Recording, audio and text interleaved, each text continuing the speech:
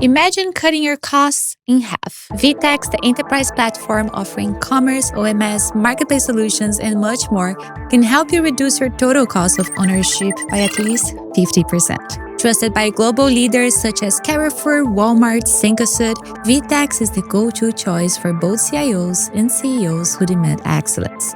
Discover how VTEX can elevate your business today. Visit vtex.com or click the QR code on your screen. Let's go to the episode. Hi everyone, I'm here in Hamburg, Germany, and I have today a very special guest. I am in the city that is home to About You Group. This is one of the largest e-commerce groups in Europe. And I have today the co-founder and co-CEO, Tarek Müller. Tarek and his co-founders started the business in 2014. Since launching in 2014, About You has reached over 2 billion in revenue. And I'm very excited to tell you today the story of personalization, influencer, and tech strategy that has led this group to what it has become today. Here's Paula Macadi, and this is episode 72 of my show. Welcome to OFFBounds. Tarek, it's such a pleasure to have you here in our studio in Hamburg, which is my first time in the city. Thanks so much for coming. Yeah, thanks for having me. Welcome to Hamburg. It's one of the most livable cities in the world. I think it's a very underrated city. Most people have not been to Hamburg, but it's worth visiting. Yeah, well, I need to find out about your office because it seems like we employ most of the young people in the city. Yeah, I think we are the largest employer of people below age 30, I would say, in the city. So we have 1,500 people here in our headquarters in Hamburg. And I think 75% or so of them are below age 30. So we are, I think, one of the largest employers in Germany, I guess, for young people, and pretty sure the largest in the city. We are very lucky because we are one of the employers that is the most always voted as the most desired employer amongst the student graduates. So while I was doing the research about you and the company, in many websites were saying that it's the Unicorn of Hamburg. Mm-hmm. Is that what About You is? Yeah, so 2018, we did a financing round and got a valuation of above $1 billion. And I think we were the first company, the first digital company of the new age, I guess, that reached that $1 billion valuation mark. And yeah, usually you consider these kind of companies as unicorns. So that makes us the first unicorn of Hamburg. Well, that attracts a lot of young people to work for you. Yeah, that's a good story, yeah. I mean, I'm not that young, but you can hire me too. You're always welcome. Well, so you started your entrepreneurial life at a very young age. So why don't you tell us a little bit about that? You were like a teenager, right? Yeah, exactly. So now I'm 36, not that young anymore. I got my first computer at the age of 13 and then started doing stuff on the internet. Fastly figured search engine optimization. That was kind of my first business model. So I've built websites and optimized them on Google till I was 15. And then I had to register my company because a lot of revenue came in. And then with 16, I started my first online shop. So I'm in e-commerce since 20 years now. And this was kind of the pre-Amazon time. So I started a lot of category killers in all kinds of niche industries and optimized them on Google and sold all kind of stuff via the internet. Was bootstrapped, so I had no investors. I also don't have rich parents. I come from a typical kind of academical middle-class family. A lot of doctors in my family. I'm the first entrepreneur. Did anybody think you're crazy? Yeah, everybody thought I'm crazy. But I think most people didn't take it too seriously. 20 years ago, nobody knew what the internet was. Yeah. Like he's playing video game online. And things like startups and all these fancy buzzwords that exist today didn't really exist back then. So just more of a hobby, I guess. And then this hobby turned out to be, a business. And then with 16, I started my first online shop and rented a little warehouse. And at the age of 18, I was still at school at that time. And then at the age of 18, I already had a couple of millions in revenue, a very profitable operation. And employees and everything. Yes, employees. A lot of my pupil actually worked in my company. So it was a very fun time. It was 16, I had my own warehouse there. So this was a little bit of a warehouse, but also a little bit of a, I would say, place where friends would meet. Yeah, so it was a fun time. But it was already quite serious at that time. So it was, it had a couple of million in revenue, which 20 years ago was much more than today because e-commerce as an industry was much smaller. And then with 18, I started another company called eTribes, which is a consultancy firm that also still exists. And I'm also the main shareholder till today. And that's one of the, I would say, bigger independent consultancy firms in Germany or in Europe now. And these were the two business models I was running when I graduated from school. And now you are co-leading one of the largest e-commerce groups in Europe. So yeah, so exactly. About You was founded 2014. I founded it together with two co-founders, Hannes and Sebastian. The three of us are also still leading the company. And yeah, that was, I would say, another move where most people probably said we are very crazy because obviously we are not the first one selling fashion online. Yeah, it's an online fashion store, so it was not kind of a new business. I think for anybody that will come to me like, hey, I'm going to open a fashion store online, I'll be like, come on, there's just so many already. Yeah. And already 2014, there were so many. Yeah. So there was a Zalando already fairly large in continental Europe. There was an ASOS. There was so much competition. There was Amazon, obviously. Then there were a lot of like domestic competitors like Otto. So we were absolutely not the first one. But I felt that there's still potential in that huge industry. I mean, considering fashion is one of the largest consumer categories, probably the second largest after food. Everyone wears clothes, yeah. So barely anyone runs around naked. So you have theoretically 100% of population being your potential customers. And I felt that even though there are already a lot of competitors, the part that they have digitized is the demand fulfilling part. Yeah, so a little bit like the Amazon model, where if you need something, you go to Amazon, you search for it, and then you get it. For me, that's a little bit like a digitized warehouse. But if you look at fashion and especially the customer behavior offline, I figured was that most people actually offline don't buy fashion out of a demand, but they are more out of a wish. Yeah, basically people. I want to look stylish. Yeah. I want to have the shoes that everybody has. Yeah, or even less. You just want to stroll around and get inspired, and then you come across a dress that you like, and then you buy it. But you know, if you would have been asked before, do you need a dress? You would have said no, because I already have plenty of dresses in my wardrobe. Yeah, so fashion is a very special kind of category. You don't find that. It's like impulsive. It's very impulse driven. Yeah, I mean, you don't find that in electronics. So nobody goes into an electronics store and buys a television out of an impulse. Yeah. Where can I put it? And puts it next to his other three televisions, you know. So this is a category kind of being mainly driven by impulse boards, especially in the women's segment. And what I felt was that this kind of impulse-driven, more, I would say, inspirational way of shopping, this part has not been digitized. So I think people were right about the fact that there is already plenty of competition. But for me, it felt like the competition has digitized one part of the fashion customer behavior, and kind of this whole part that is even larger, driven by impulse boards, has not been digitized. And that was our insight and the concept to build an online fashion destination that is more inspirational, where people would open the app maybe without a specific demand and then get inspired by influencers, get inspired by outfits, by stories, a little bit like a fashion magazine, and then buy something out of an impulse. So it was more like a content platform than an e-commerce platform. Yes, it was both. I would say it was the combination of content, inspiration, and e-commerce. And I would say two other aspects we tried to do different is first being very smartphone focused with what today is basically no innovation. No brainer, yeah. Yeah, but I mean, 2014, the smartphone penetration in e-commerce was roughly 5%. So 5% of revenues were on the smartphone, 95% were on the desktop. But we felt like the future is on the smartphone. So we, from day one, focused more on the smartphone than on desktop devices. And today, roughly 90% of our revenues are coming from the smartphone. So we were the first ones, I would say, focusing on the smartphone app. And then next to inspiration, what we also did differently was personalization. That's also why the company is called About You. If you log in on About You, the logo changes to About Tarek in my case. And then it's really everything about you and about your personal taste. And with every click, we try to understand the kind of taste of the customer better and then optimize and personalize the experience. I spent this weekend looking at the About Paula. Perfect. That was interesting. Yeah, I did my fit, like how I like to wear them, how I like. So I found that fascinating because I actually haven't had that experience before. So that was very cool. Yeah, and that's a major, I would say, USP against offline shopping. Yeah? If you enter a Zara, the Zara looks the same for everyone entering, of course, because of physical barriers. Yeah, but in the internet, that's not necessary. So everyone entering About You should have a different experience, depending on who they are. That's why we always say there's not one version of About You, but there's 70 million versions of About You reflecting the 70 million registered users. That's another secret, I think, of our success was this combination of smartphone. You always have a at your fingertip because the smartphone is in your pocket. So it's a great way to kill time if you are on your way to work in a train or whatever. And then you find this inspirational content, and all of it is personalized. Yeah, personalization is now probably the most spoken topic, especially on how AI is getting into everybody's business, right? So it's impressive that you had that mindset from day one.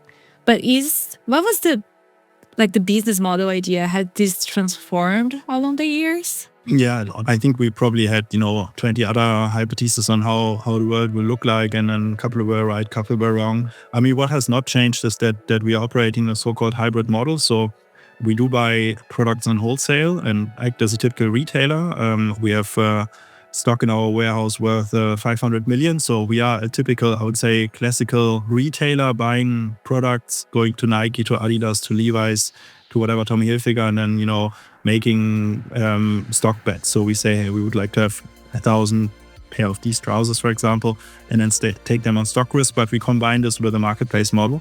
So it's what customers usually know from Amazon. Yeah, it's a combination of so-called 1P business, i.e. wholesale combined with marketplace business, where the supplier or retailer or brand or whoever is connected basically puts products on our marketplace and then keeps stock ownership till the product is sold.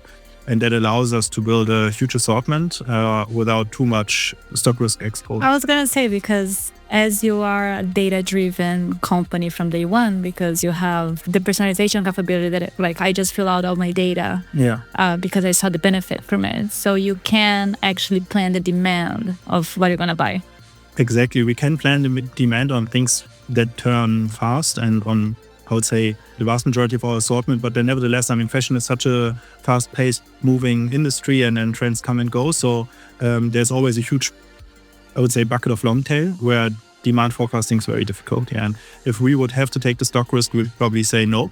But yet it makes sense to put that products, to have them on our platform. That's why we are running into hybrid model to kind of combine short tail, where demand forecasting is more accurate, and then combined with long tail products where maybe it's more of a niche category, or it's maybe a new trend where we are unsure whether we should take stock risk or not. And then, that's I would say, a balanced way to get to a large assortment without too much risk. Without too much risk, it makes sense. But that's a very interesting business model to be both marketplace and a retailer.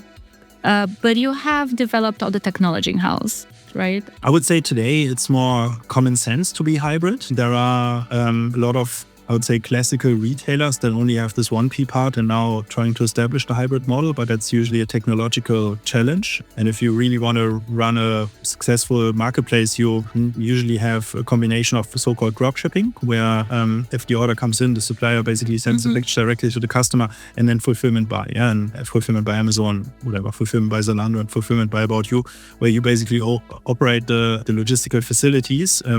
And then your suppliers can basically put products in your own logistical facility, and you act as a logistical provider. But this allows basically faster deliveries and a combination of parcels, that the customer doesn't get too many parcels. Yeah, that's a model that I would say is best practice today, and it's what you see at Amazon. Yet a lot of retailers are struggling to build that up because of technological challenges, I would say.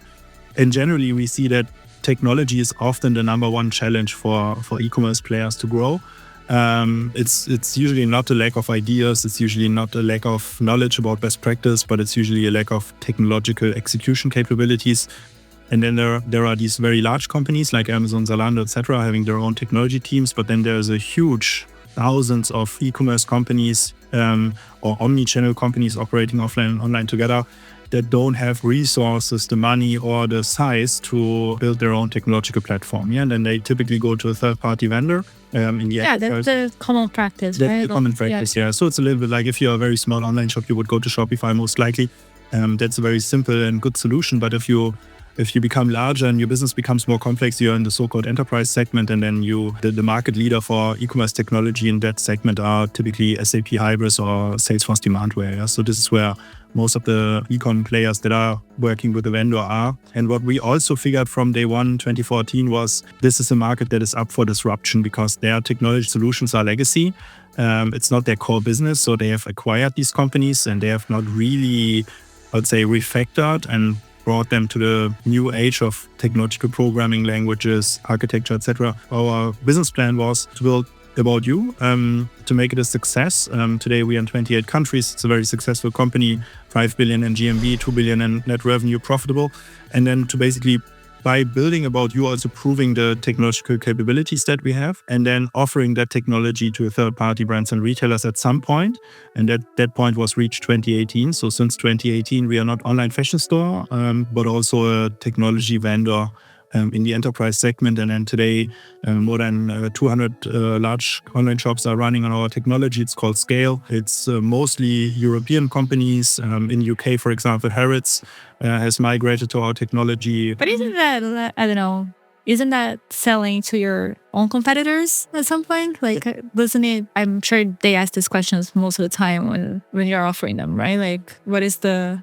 In a way it is, but we believe that the chances of About You getting to 100% market share in the online fashion space is basically zero. Yeah, so the online fashion space is a very cluttered space. So, and there are a lot of destinations and front ends where people buy. It's retailers like About You, Harrods, but it's also the brands' websites, it's other marketplaces, it's category killers, etc., etc.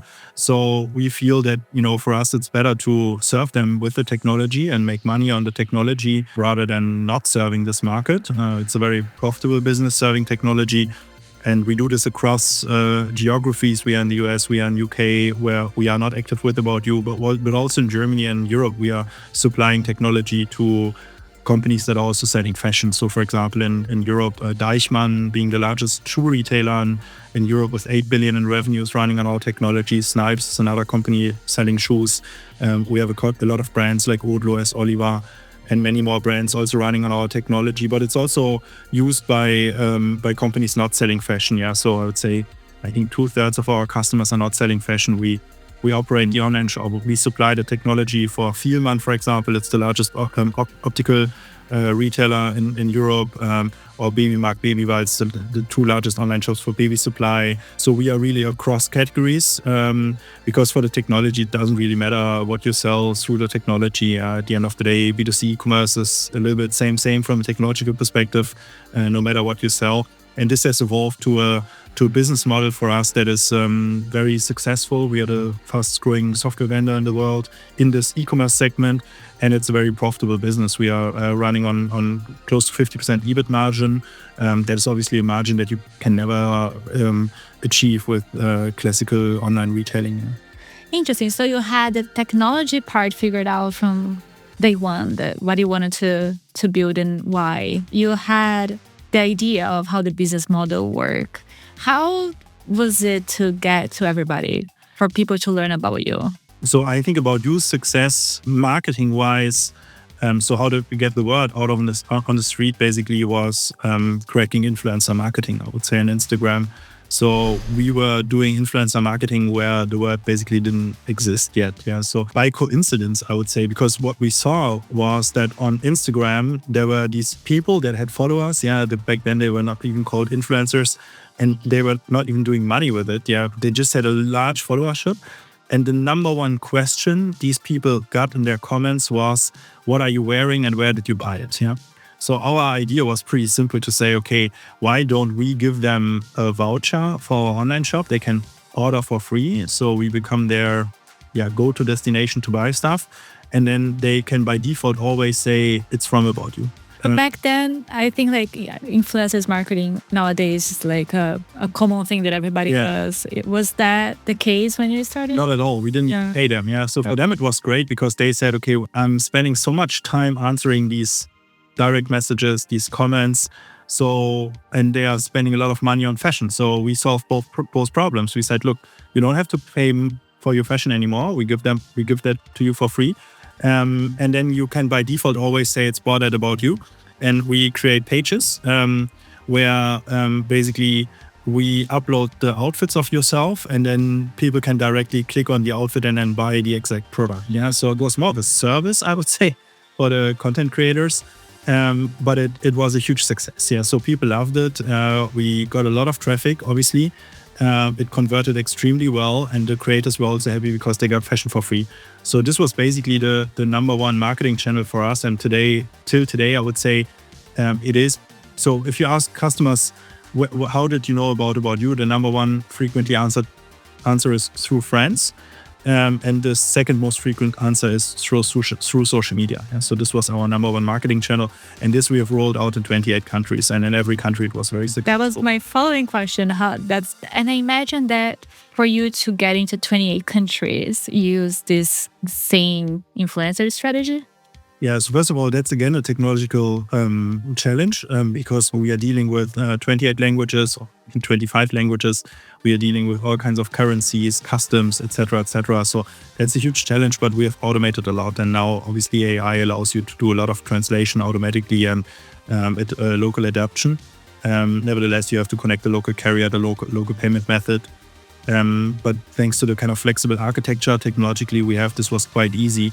And today we are operating these 28 countries. And in a lot of countries, we are market leader and there's no one in the company even speaking the language. Yeah. We are like what? Like 100 million plus in some countries, and we don't have any native speaker in our company because everything is automated and therefore obviously very efficient and very, very, very profitable. Yeah. So first we had to kind of solve the whole operational legal part, carrier payments, legal requirements, currencies, translations done by AI. And then secondly, obviously, we had to make sure people know us, and their influencer marketing was a crucial part.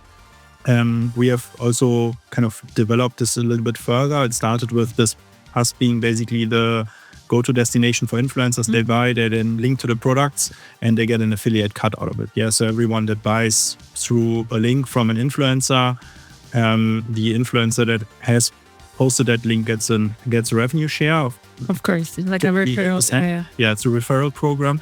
But then we took it even further and said, okay, I was inspired actually by Netflix's strategy of original content.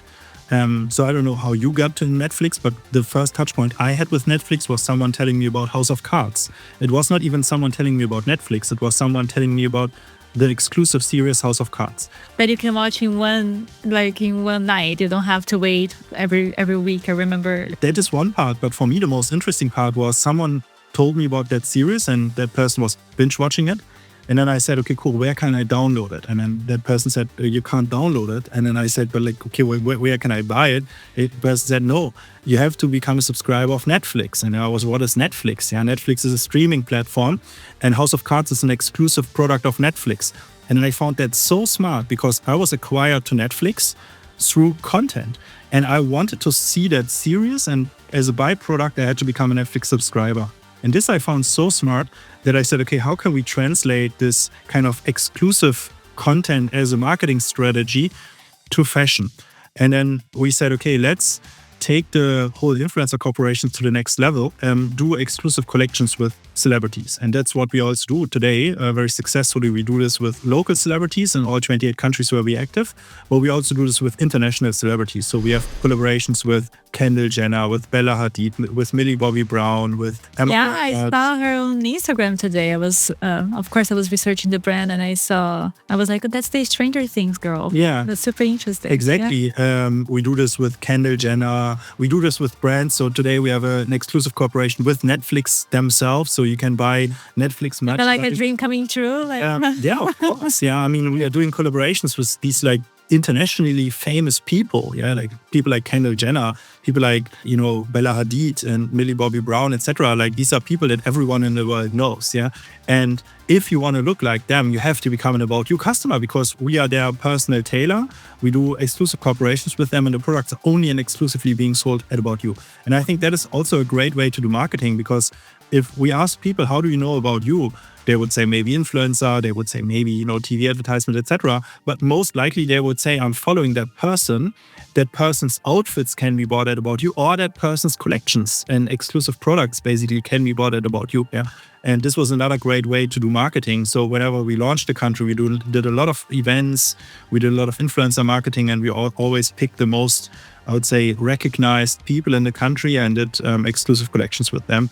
And then again, they get a revenue share. So for them, it's also a great business model and a way of generating passive income. Yeah. And I think like these last years, there was another player that came from nowhere, which is Shein or Temu or all these Chinese players. I think that would be an effective strategy to be more relevant against them, right? Yeah, I mean, their main strategy is going through price. They're benefiting from regulatory loopholes. So they're not paying customs in most cases because they go below the custom de minimis. They are profiting from Chinese subsidies when it comes to delivery. So I think what needs to be kept in mind is that there's no level playing field at the moment. Yeah, so the Asian players are basically using regulatory loopholes and are being effectively subsidized by European taxpayers. Yeah, which is a big problem. The European Union is aware of that, and they are going to get rid of these loopholes, but it takes time, as always when bureaucracy tries to solve something. But today these loopholes exist, so they have an unfair advantage when it comes to cost. On the other hand, they have also done something very innovative because they have established what we today would call a manufacturer-to-consumer model. So essentially it's a marketplace, but the products are being shipped from the manufacturer directly to the end consumer. So they cut out a couple of middlemen plus the subsidies, and by this they can offer a very attractive price. But that's also their main pitch, basically. It's, hey, we have cheap stuff, yeah? They will always tell you we are trendy, we are whatever. But at the end of the day, if you ask customers, why are you buying there? They would tell you it's cheap. And cheap always works, yeah? You can wear once and then buy another one. Yeah, exactly. Yeah. So it works. But I think we are in a way resilient to their competition because we buy products that are very desired. These third-party brands like Nike, Adidas, Levi's, if you want to have a Nike sneaker, you want to have a Nike sneaker. Yeah? It has to have the Nike swoosh. And most customers are also willing to pay a little bit of a premium for that brand, or if you want to look like the influencer, you have to come to us. Nevertheless, it is competition. It has definitely cost us a little bit of market share. I hope that European regulators acting faster. At the moment in the US, you can see what happens if these loopholes are getting closed. So Trump has signed an executive order, I think a couple of months ago, to get rid of the custom de minimis. They had the same rule. It went into effect, I think, 2nd of May. So very recently. And what you could immediately see is their revenue was tanking. Yeah, so here again, you can see that it is today the success of these Asian players is mostly on a cheap price. And if you take out the cheap price, the customers go to the next destination. Yeah, so I hope that Europe will wake up and act on this and close these loopholes and make it a level playing field. And then I'm sure a lot of these customers will migrate back to companies like ASOS, About You, Zalando, etc. But for the time being, it is definitely a new competitor that nobody had on the radar, I would say, a couple of years ago. Yeah, and a lot of disruptions are happening very often, right? Like we're seeing a big supply chain shift given what is happening in the US with the tariffs. How do you see that impacting Europe? What happened is basically Trump administration has closed the de minimis loophole and introduced tariffs. So that makes it extremely hard for Chinese players to do direct-to-consumer business in the US. So their business is tanking. You can see that, yeah? Because prices have risen so much, so customers basically don't buy there anymore. Nevertheless, the stuff is produced. So what happens is the stuff needs to be sold somewhere else. So what you can see in parallel, there are already extremely high marketing pressure is going even higher. That drives up marketing prices because most marketing inventory on Google, on Meta, etc. is essentially an auction model. So if there's an auction participant basically auctioning very aggressively, the price for everyone increases, yeah. The cost of doing advertisement basically. And since they have this huge volumes of products being produced already, they need to sell them somewhere. So they are doubling down on Europe now. They're dumping. Yeah, they are dumping the stuff in Europe. So that makes it even tougher, I would say.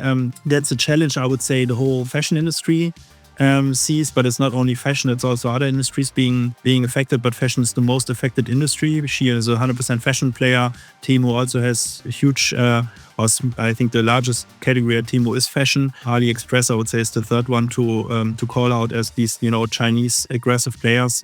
So I would say for the short term, it means there's even more competitive pressure in Europe from Asian players. I hope that this accelerates the process of the EU to also take measures. To take measures, exactly. And you can see how successful these measures are. But to be realistic, it won't be solved in the next months. So for the time being, it becomes even tougher.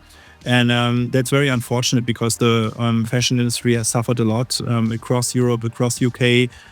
We have seen a lot of insolvencies. We have seen companies like ASOS being, for me, ASOS was always the poster child of the industry, being, I would say, in a tough situation. Companies like Boohoo, companies like Topshop and others, being really under pressure. So fashion is definitely not an easy place to be. It has not been an easy place for the last 3 years because of consumer crisis, people not buying and consuming, especially in, I would say, unnecessary categories. And fashion falls under the unnecessary part because inflation was high, energy was high, groceries was high, travel was expensive. So there was less of the disposable income left for buying fashion. And then often customers went to these like cheap destinations.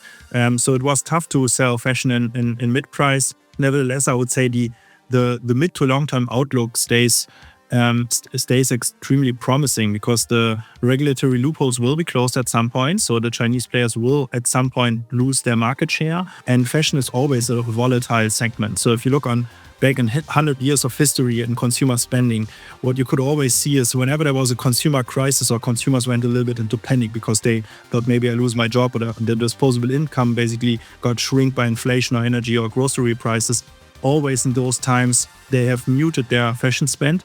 But it always had a comeback. There's like a revenge standing, like, oh, now I'm gonna buy everything. Yeah. Whenever the customer feels secure again, and that point will come because economy always goes through cycles, And at the moment we are in a consumer, we are in a cycle where consumer sentiment is really bad, but it always recovers. And then fashion also recovers. Yeah, so I think it always has been the case that fashion is a volatile industry, but I think it will recover because it had always recovered. So we will see growth in the industry again. And then I think a second aspect happened in the last years. In COVID, everyone was forced to buy online, and then most experts have thought, actually all experts have thought that online fashion has gone through a leapfrog and people will stick to online shopping. Yeah. And then the physical retail is dying. Everybody's going on. Everyone was saying, okay, what a legacy to have offline stores, etc.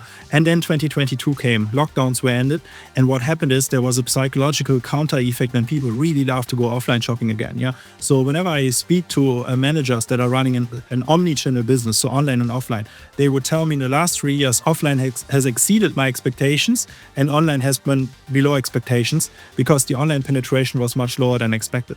But that obviously is a perfect storm for online players, because there was new competition that took market share.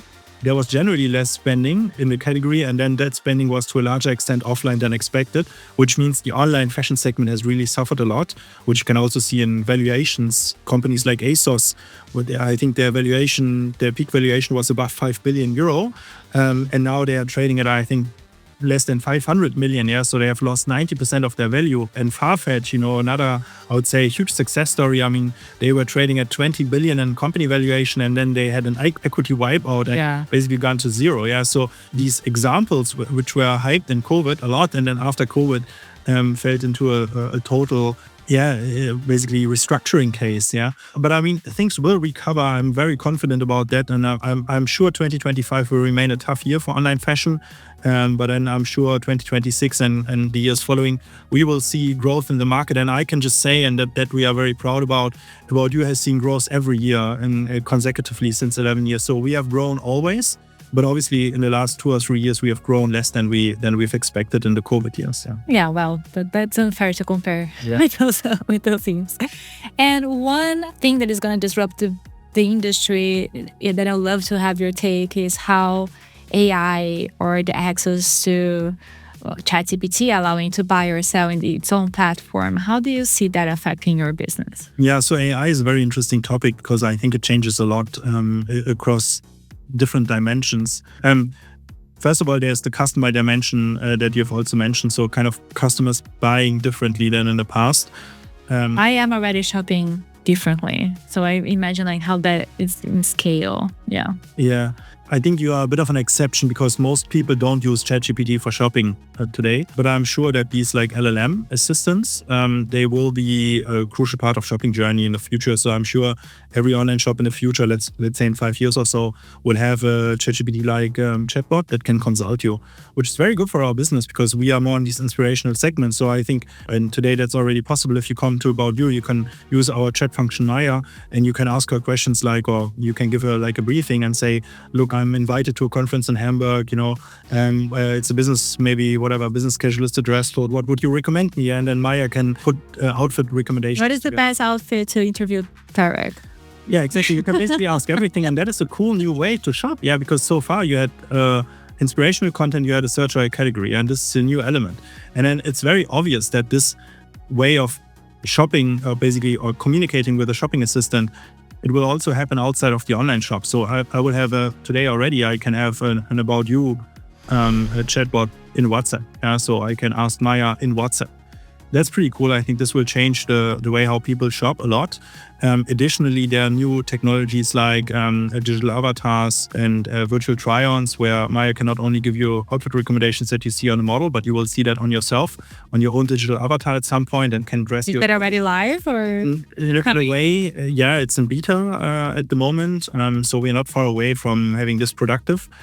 But AI has also, changed a lot, I would say, more in the invisible space.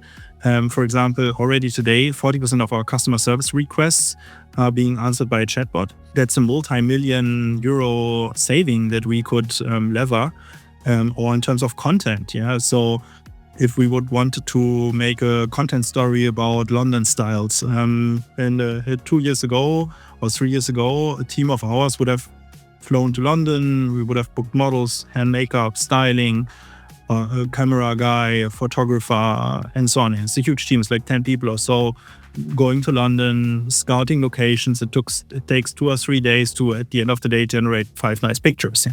So today, nobody does that anymore. Today, you would just prompt it. The generation of pictures through Gen AI has saved us more than $1 million per year, because nobody flies to London. Yeah, I was going to ask that, like, how can you measure?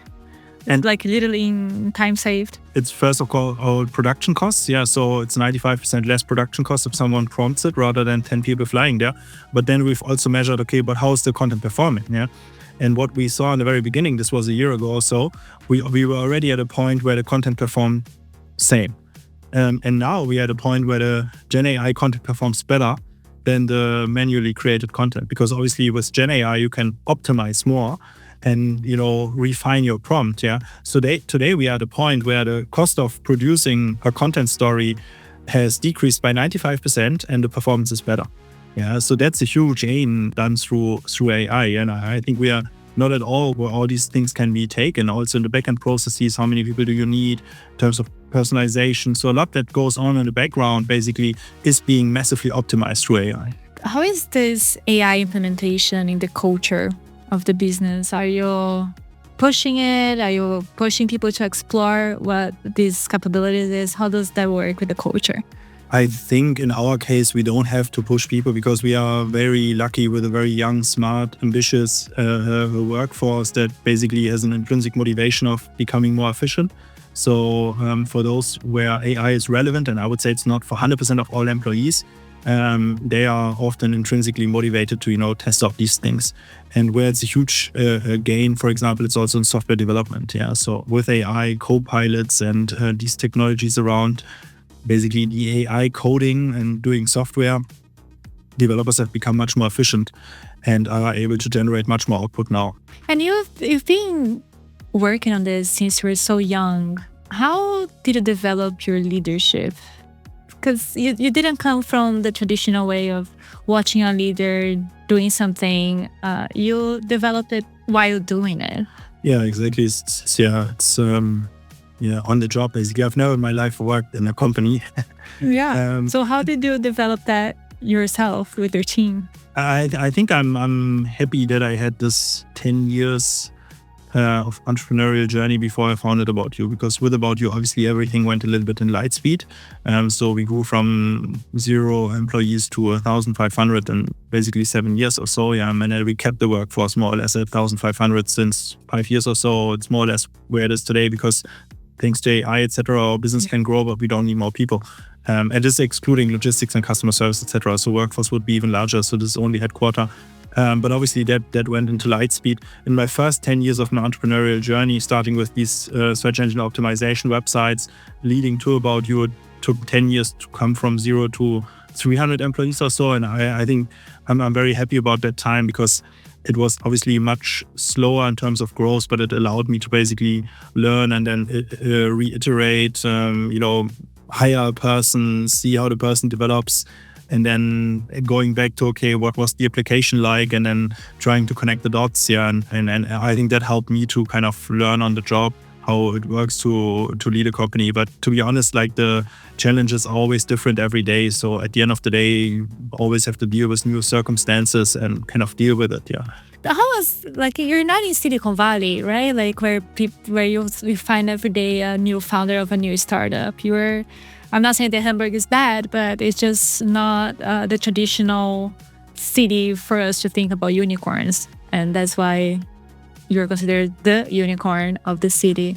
How was this inspiration for you? Did you have that in mind already, that that's what you wanted to reach, or that was just occasional? I mean, I didn't have that unicorn in my head, but I generally wanted to build something large, and I was inspired by the Silicon Valley success stories. I've also traveled to the US in my early 20s and traveled to the Silicon Valley, and I was inspired by the stories that are told in a pizza laden, in a pizza store, so there were entrepreneurs everywhere, and there was this high energy level and high ambition level. And for me, it was always clear I want to build something large and meaningful and impactful. And then I tried to go step by step, basically. And then in my first 10 years, I had no investors, so it was bootstrap. But then I also figured, okay, you're limited in your growth potential because you cannot really grow more than 100% per year if you're bootstrap, because you're just limited by capital. Yeah. So for me, it was clear then after 10 years, when in my early 20s, so I was 24 when we founded About You. So at 21, 22, I went to the Silicon Valley and saw kind of this whole world of VC and investors, etc., and thought, okay, this is the way to build a very meaningful, globally successful business. And that's why also with About You, we took investors on board to kind of accelerate our growth. The growth of About You would have not been possible without investors, obviously. So I was always inspired by big success stories, by globally active companies. I still am. We are a European company now. With our technology business, we are also in the US. That was always a dream for me, to build a company that is really active in all countries in the world, ideally, but definitely in the US. And so let's see how far we can take the B2C business with About You, but our goal is really to become the number one player in the online fashion industry worldwide, by operating our own destination, aboutyou.com, but also by enabling companies and enabling other front ends with our technology called Scale. And that still remains my motivation, to build something large and meaningful. So I feel like About You, that is a group nowadays, is then a retailer, lifestyle destination, and also a tech company. Yeah, that's it. That's very inspiring. And if you would start over, like About You in 2025, what would you do? Yeah, that's always hard to say, because old people always say, no, don't do it, etc. And people would have told me this was 2014 already. But I think starting an online fashion destination today is tough. On the other hand, you can see on companies like Shein that it's possible. Yeah, there are new players around the corner, but you have to do something different. Yeah, I mean, at the end of the day, I think you have to look at companies like us, like Zalando, like Amazon, like Shein, and think, what are they missing? Yeah. So I think that's the only chance you have as an entrepreneur. You have to do something differently than the existing players to disrupt them.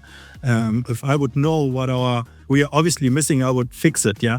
So I think the secret is figuring out what am I missing, and then going full all in on that point and the weakness, basically. And I think 2014, we figured, okay, the weakness of the existing players is smartphones, inspirations, personalization. Now today, this is all common sense. Yeah, this would not be a weakness. You could be successful today, and then combining this with influencer marketing. So I think you have to find the weaknesses of the existing incumbents, and then go full all in on these weaknesses. I think what the Asian players have done very well is they have found regulatory weaknesses.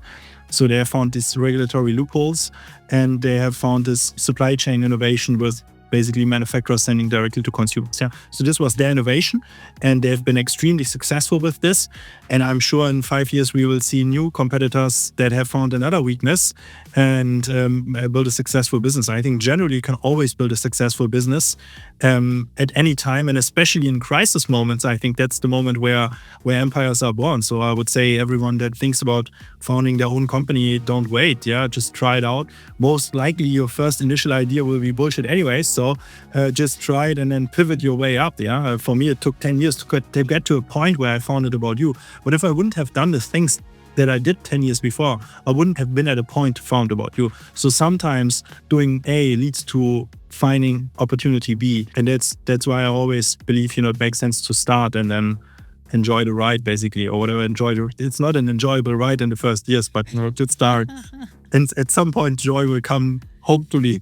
I think what you're bringing, it's very true. And I think I have that with OFFBounds, which is my business now.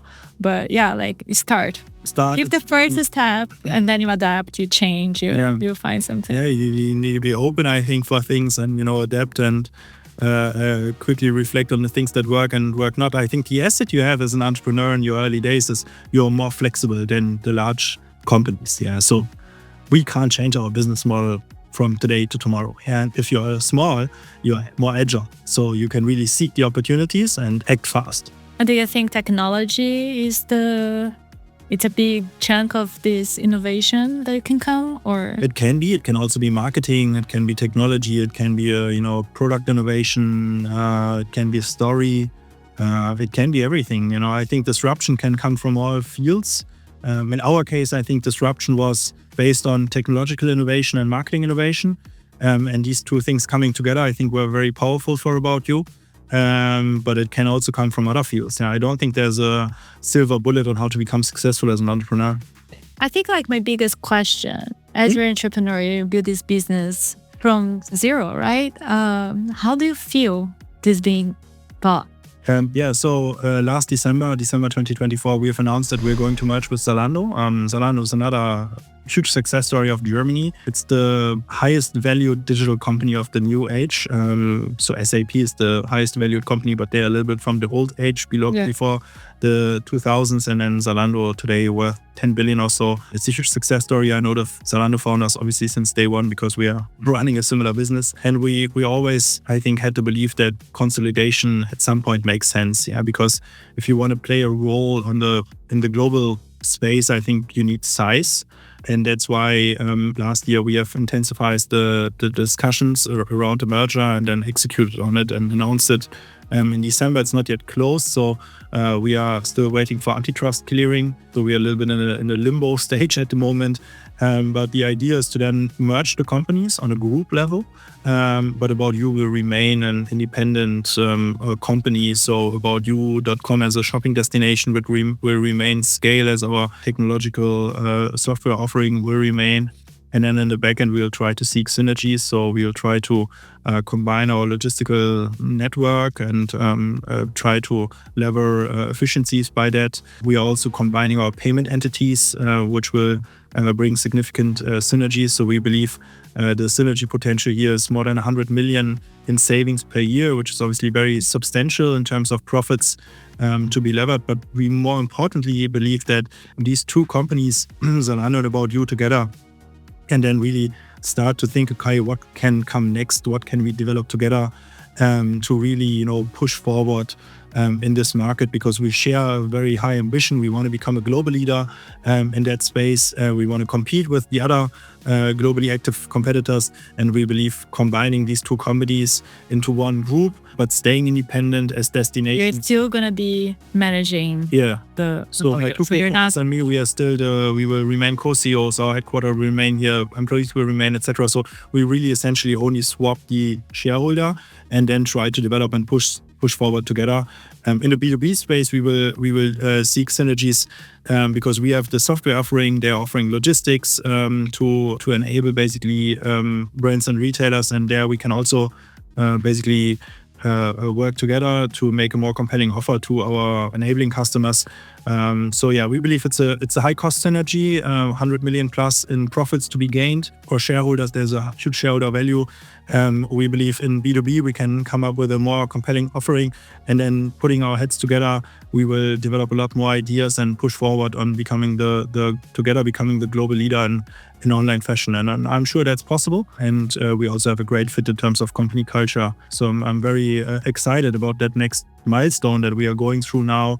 So 11 years ago, founding. 2018, we took another investor on board, Anders Poulsen. 2021, we IPO'd. We didn't talk about that, but we took the company public at 5 billion valuation. So this was a huge IPO. And now 2025, the merger with Zalando, I think another big step towards our vision and goal to become the global number one. And what is going to be in 2050? Can we have an idea? 2050, I hope we are the global number one. I hope 2050, not only Harrods and Manchester United and Deichmann and Fielmann, but the vast majority of companies running on a third-party software in the enterprise segment, not only in fashion, but across all categories, will use our technology. So we are enabling the broader e-commerce space all over the world. And then secondly, I hope that About You and Zalando, we'll have much more market share than today when customers buying fashion. Amazing. That was very inspiring, Tarek. Thank you so much for being here with us, hosting me in your city. It was a very inspiring conversation. Thank you. Thanks for having me. It was a pleasure.